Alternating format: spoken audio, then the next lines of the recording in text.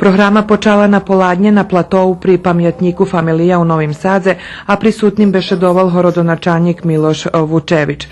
Pred 74 rokami maďarski fašisti zabivali njevinih graždanoh Nového Sadu na uličkoh, ploščoh, po dvoroh, na štrandu i toto nješmeme zabuc pre šitskih žertvi i pre ih familiji, hvaral predsjedatelj jevrejske opštine Nového Sadu Goran Levi. Delegacija horodu Nového Sadu, ambasade Izraelu, ambasade Mađarske, jevrejske opštini Novi Sad, Sojuzu jevrejskih opštinoh Srbiji, matki romske i predstavitelje potomkov žertvoh novosadskih raciji položeli venci na pamjatnik familija i spušćeli venjec do Dunaju zoz lađi ričnej flotili Vojska Srbiji. Po zakončenju programi pri pamjatniku familija spomeno trimani pri spomen ploči na novosadskej plaži Štrand.